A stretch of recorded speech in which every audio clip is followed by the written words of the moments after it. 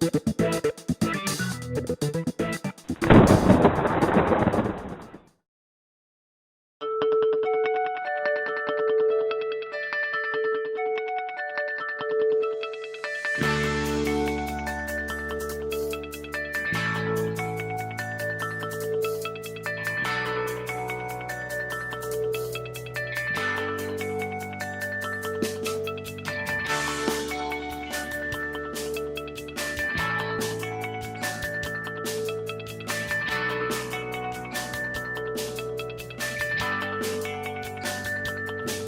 we're going to talk about knowing your goals. For example, what is a conversion for you? Does anybody here not know what a conversion is?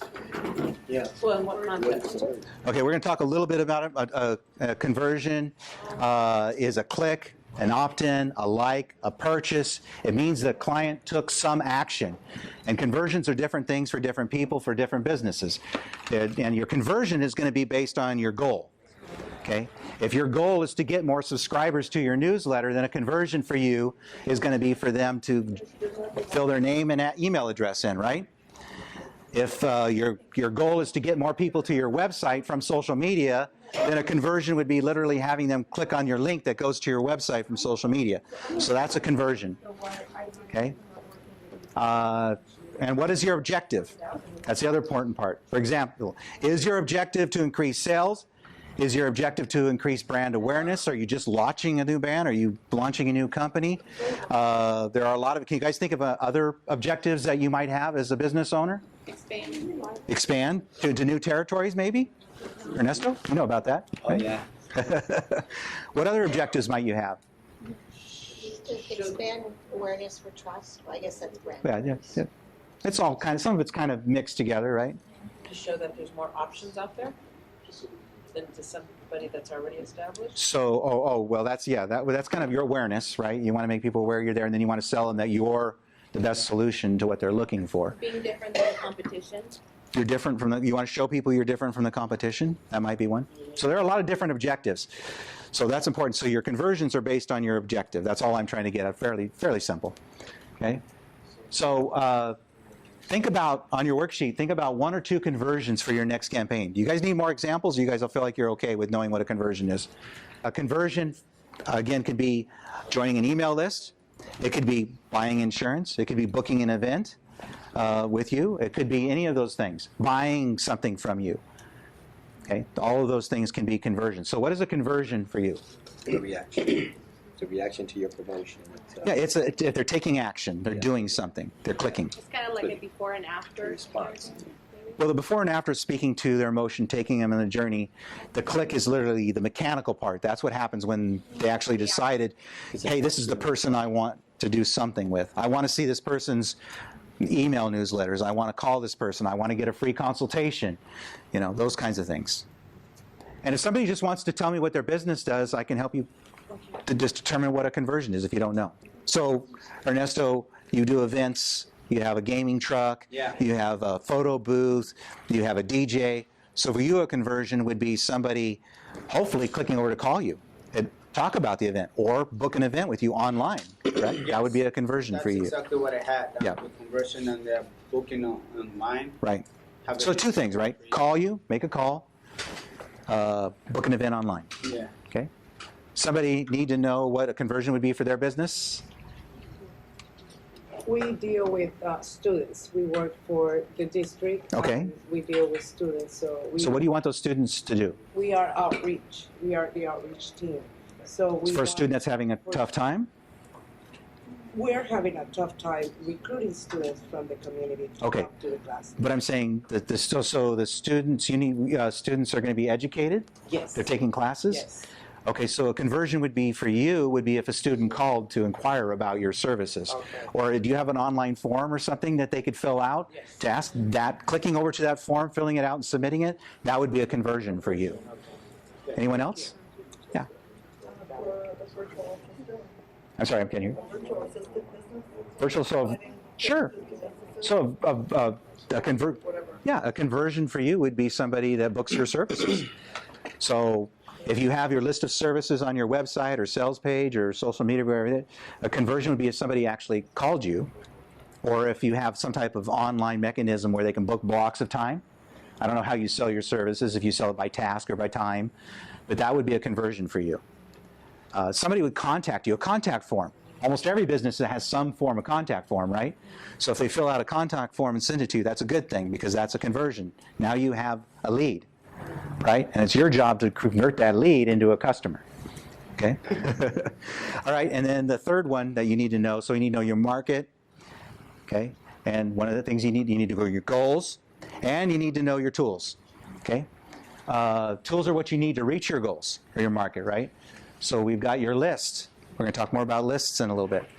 A website or a blog is a tool, okay? Maybe you need one or the other, maybe you need both. You might need a sales page or a microsite. That's kind of beyond the scope of this class, but maybe you're going to use social media to meet those objectives and get your conversions, okay? Or you're going to use email marketing or automation, okay? Those are all tools that you can use. So let's talk about a list real quick. What are the benefits of a list? Does everybody know what a list is? I guess I should step back and say that. What's a list for a business? A list of leads? A list of leads could be. It could be a list of existing clients who have bought from you. It could be a list of people who subscribe to your email newsletter, want to know what you do and know more about it. So a list is something that you can market to. Okay? So benefits of a list are it's a built-in audience. When you have a new product or service, when you have an offering, maybe you have a slow time of year that's particularly slow and you want to offer a discount during that time of year. If you have a list of people that you can market to, you can just send it out to them. Okay?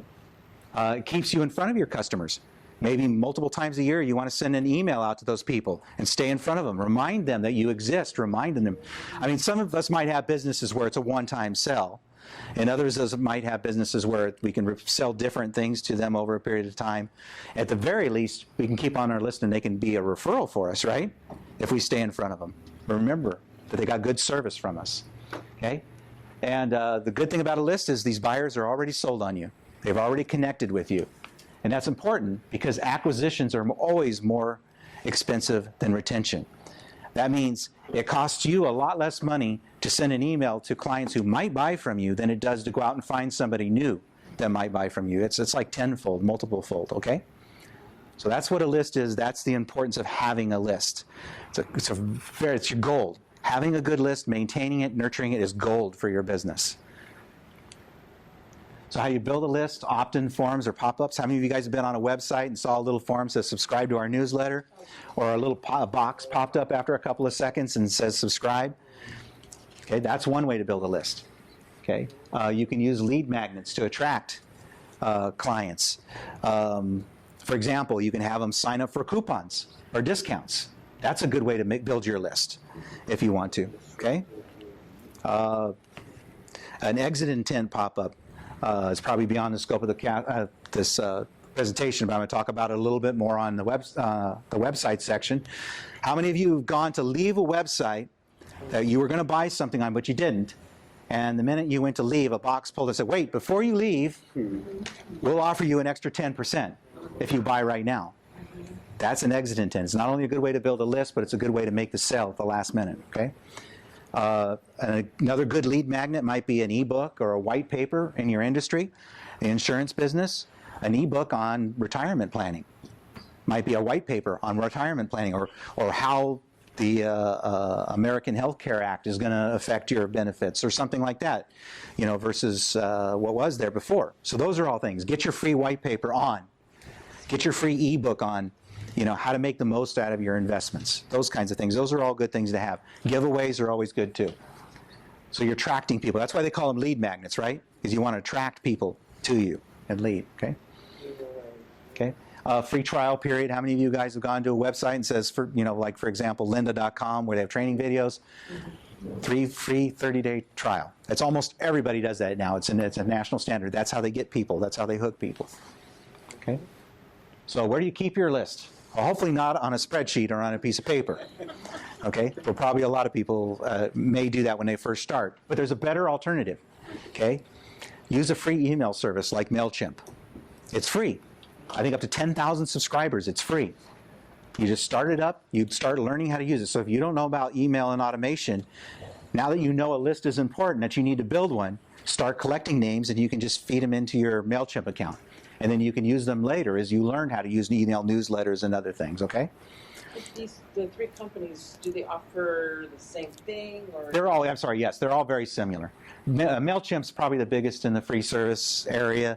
Benchmark, there are other medium services, I'll talk about those in a minute, and then more expensive services too.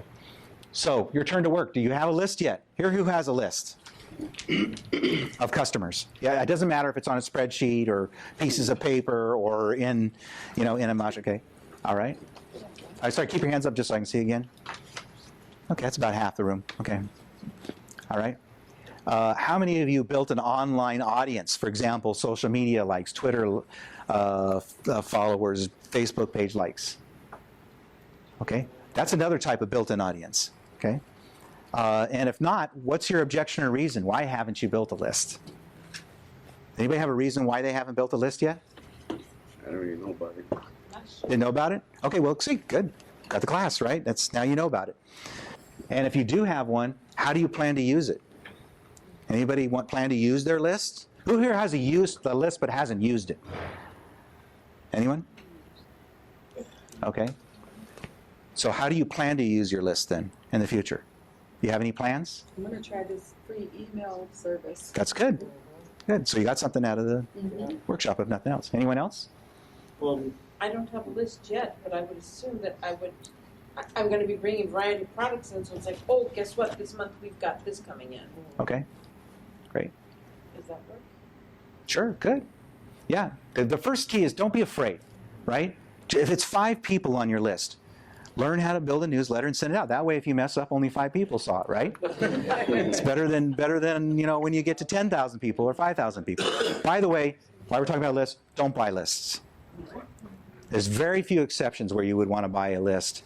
Some nonprofits want to buy lists of all the evangelical Christians or something like that. That might be an exception, so there's an exception. But for the most part, you don't want to buy lists because they're usually not very good. And you're going to get a lot of names that are not going to do anything for you. Did you have a question, Ernesto? It was more like an example Sure. of the list that you're talking about. In my industry, we go to a lot of bridal shows. So we already presented to a lot of those brides-to-be, and then we can get the actual list from the actual expo. Yeah. And those are very powerful. They're big, and then we can't take advantage of those. Yeah. How do you? There's not a lot of rejections, since they already, some of those already saw us at the expo. Yeah. How do you, as a consumer, respond to somebody you don't know that emails you something that you know you got their name from a list that you didn't subscribe to? How do you feel? Bothered. Bothered? Violated, maybe? Annoyed. Annoyed? Are those things you want your clients to feel? Your potential customers to feel? Yeah. That's why I said there's a few exceptions where it might work. You really got to think about it, though. And I'm not saying there's a right or wrong answer all the time. You've really got to think. A list of people who have gone to a bride convention might be, a good thing. I'm not sure. I don't know that particular industry well enough to know what those statistics are for success. So. Well, I would think that it gives us the opportunity to send it, since they actually given us the list from the expo that we were already there, that they were already there. Yeah, I'm getting a little ahead of myself on email marketing, but a good thing for something like that might be an email that says, we hear you're getting married, congratulations, and we just want to let you know if you need any of these services, we're here to help you. Best of luck in everything that you do. Don't make it over salesy, make it congratulatory, and make sure the headline, we're going to talk about subject lines in a few, are very good. So that's what I'm thinking. But at the same time, you want to be careful.